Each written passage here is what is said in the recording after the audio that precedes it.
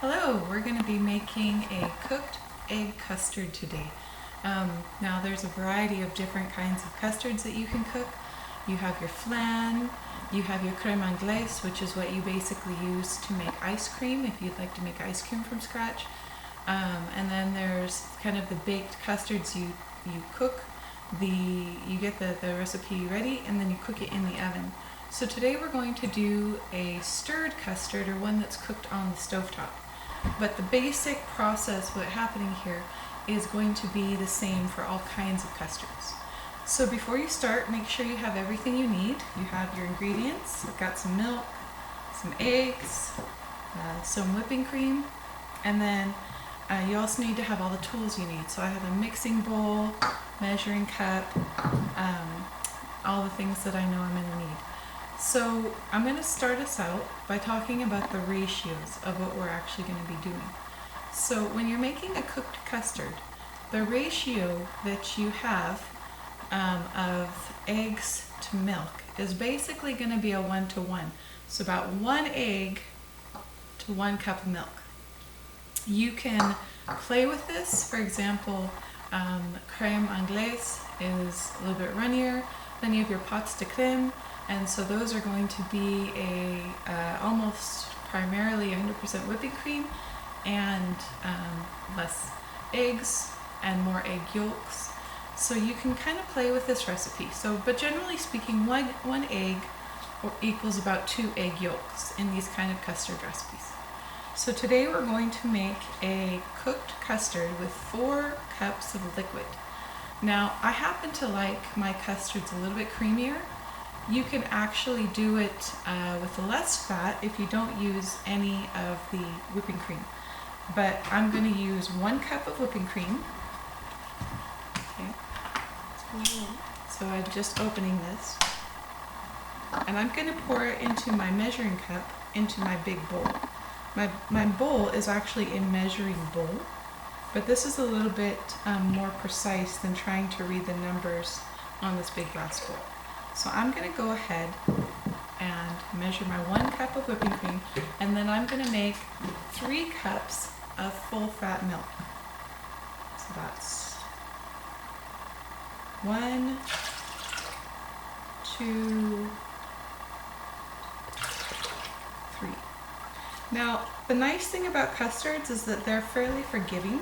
If your measurements are not exactly precise, it's not going to be an issue.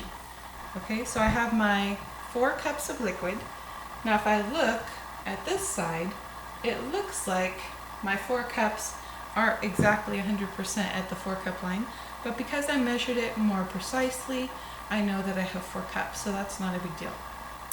Okay, so what I'm going to do, now one of the differences between a really smooth cooked cream and one that's not quite as smooth is you scald the milk first. So what I'm going to do is I'm going to take my 4 cups of milk, I'm going to come over here, and I have my pot. This is a stainless steel pot, and it's got a fairly thick bottom. That's what you want to work with. If you do not have a thick pot like this one, what you can do is you can make a double boiler, where you take a thin pot, you put a second smaller pot inside it, or they have special double boiler things that are set to go inside. Then you put water in the bottom, the double boiler on top, and then you cook inside the double boiler. But because I have a thick bottom pot, I'm going to use low temperature. It'll be safe. So I'm pouring my milk into my pot, and I'm going to set it on the stove.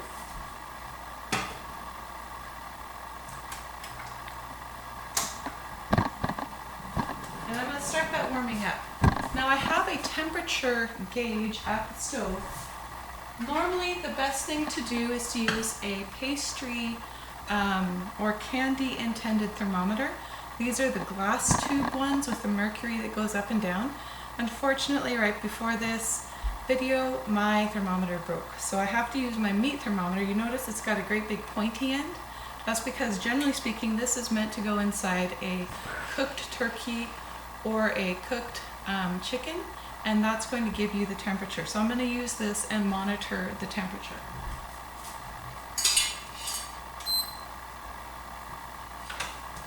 Now the reason why it's important to monitor the temperature is so that I don't overheat my milk, because that would be not good.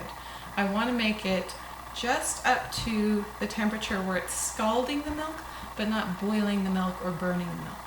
So I have my temperature low. I'm going to be checking it in a minute, but first I want to show you what we're going to do with the eggs. Now, generally speaking, when you're working with eggs, you have to do something called tempering. And what that does is, see, my eggs just came out of the fridge, so they're pretty cold. Eggs, surprisingly, are very temperature sensitive. And so what happens when you take an egg that's a certain temperature, in this case mine is just about fridge temperature, and you go ahead and make it meet a hotter temperature, what it does, it creates a temperature shock to the eggs, and it actually creates a chemical process whereby the proteins in the egg immediately seize together and coagulate, and that creates what's called a curdling effect. So your eggs, it turns into scrambled eggs instead of what we want, which is using eggs to thicken our sauce. And so I put 4 eggs in here so far. Now, generally speaking, a stirred custard is a 1 egg to 1 cup ratio. So if that's what you're going to be doing, go ahead and stop at 4 eggs. Now, because I have a lot of little kids who are going to be eating this, I'm going to add 2 more eggs, because it doesn't hurt to add more, but it actually adds more protein for the custard itself. So I've added 6 eggs personally, just for my own family. So I've moved over to stove to show you what's happening over here, because you never want to leave something just to sit and heat up. So I have mixed with my whisk, I've mixed my milk and my cream so they're well blended, and I have my temperature gauge here. Again, it's not meant for this process. It's sitting in there, and then if you look over here, I have my temperature readout. So it's showing 96 Fahrenheit. Now, to curdle milk or to burn it or boil it, you go over 180 Fahrenheit. That's not what we want. So I'm going to keep stirring and watch my temperature, and I'm going to get in about the 170 range, and then I'm going to turn it off and get ready to do the next section. Alright, so my milk is just about ready. It's about 170. So what I've done is I've put my eggs in here and I've whisked them around. That's an important step. Don't just leave them as they are, because whisking them later after you've already mixed them is a problem. So I've measured out half of a cup of sugar. So that's 8 tablespoons of sugar. And generally speaking, to your ratios, you have 1 egg to 1 cup of liquid to 2 tablespoons of sugar. So I used 4 cups of liquid, so I used 8 tablespoons of sugar. So I'm going to whisk my sugar in. Okay. I could put it into the milk. I could put it into the eggs. I prefer putting it into the eggs because it helps the eggs temper a little bit, which is what we're going to be doing next. Okay, so right now my egg mixture is very grainy from the sugar that hasn't 100% dissolved. So like I said, we need to be very careful when we're working with eggs and temperature differences. So what I'm going to do is I'm going to get some of my hot milk.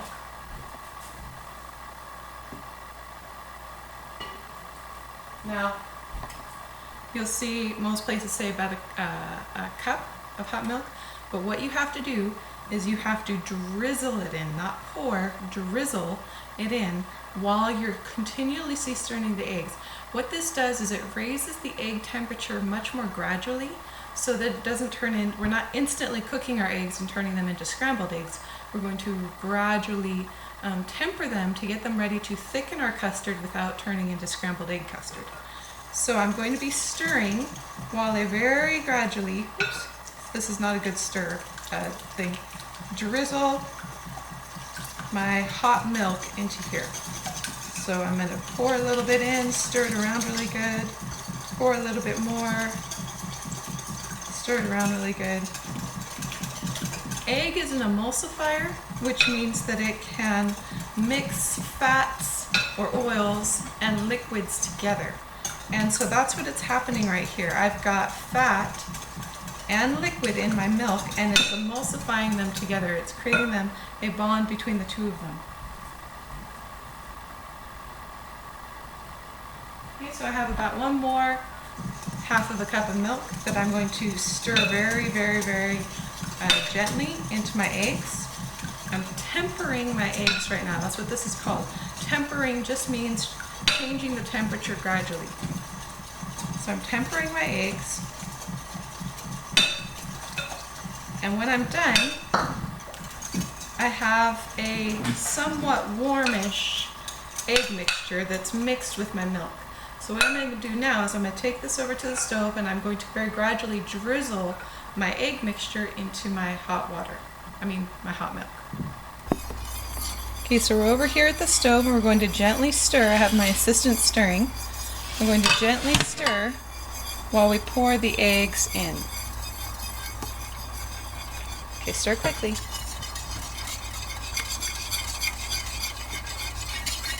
I'm pouring the eggs in slowly but steadily.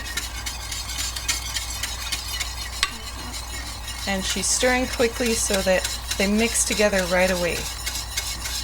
And so what can happen, because eggs are heavy, is they can go straight to the bottom of the pan and start cooking on the hot metal at the bottom of the pan. You can get the last of it in there. Okay. Yeah, this pot likes to spin. Okay, so we're going to sit here and we're going to stir our custard until it hits the right temperature, which I won't show you because it's going to take a little while. Okay, so here we have been stirring our custard, and we are just about, we just hit 160 degrees. Now, if you don't have a temperature gauge at home, that's okay. You can still do this by using the spoon method. So I'm going to show you that real quick. So you take a spoon, you dip it in, and when it coats the back of the spoon, and you can draw a line through it, and it coats the back of the spoon, that's when you're hitting hot. And if you go too far, what's going to happen is that you have you're going to start to see chunks floating around in there, and you'll feel it getting thicker as you go. Now it will thicken up as it's cooling down as well. 160 degrees is the temperature to make sure the eggs are safe. Okay, so that's why you want to hit that temperature, but you can go a little bit higher. Okay, now we've let the pudding reach 170 degrees. And so 160 is where the eggs are safe to eat. 170 is where you're going to see more of a thicker cream set up. Now we've removed it from heat, and now is the time where you would add in things like vanilla extract. You don't add it in while it's cooking, because then the vanilla, which is prone to evaporating, would just evaporate out, and then you don't get the flavor in your custard. So at this point you'd be adding your vanilla extract or lemon extract or whatever you want. So this custard is going to be saved for something later, so I'm done with it and I'll show you the next part. So what I've done is I've showed you the cooked egg custard. Now it's going to firm up as it's cooling down, so the egg is thickening the custard, and it's fine to eat from this point on. You could have created a crème anglaise, in which this would be the beginnings of homemade ice cream, for example, which you use a cooked custard and then you put it into an ice cream maker and it churns it as it freezes it, and that's how you get ice cream. So this is a very handy recipe, a handy thing to learn how to do for all kinds of reasons. But one of the things that is often done is they use a cooked custard and they combine it with a custard that is set using cornstarch. And so I wanted to show you guys, I'm sure you've seen these before, right? These are your basic store-bought pudding mixes, right? Which, I'm not sure if you know, but basically, if you look on the recipes, they're almost 100% sugar, and you guessed it, cornstarch. And so this particular one is going to be dark chocolate pudding with Godiva. Yep, sugar, modified cornstarch, cocoa. So that's basically all this is.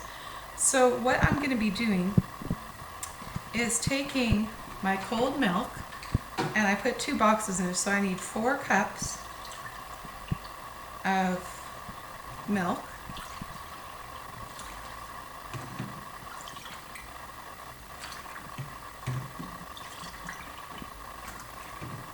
Now I'm going to whisk this around after I clean my whisk off from the cooked custard.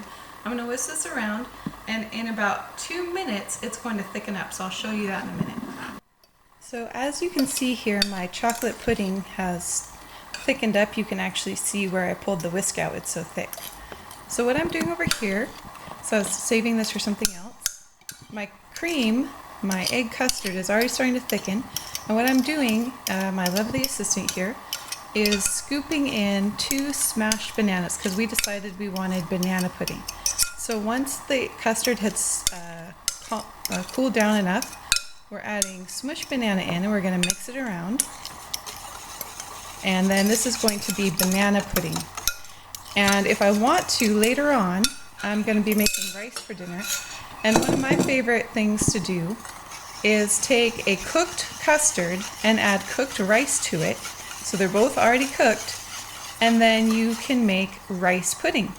And that's really yummy. It's a favorite in our house for dessert or for breakfast.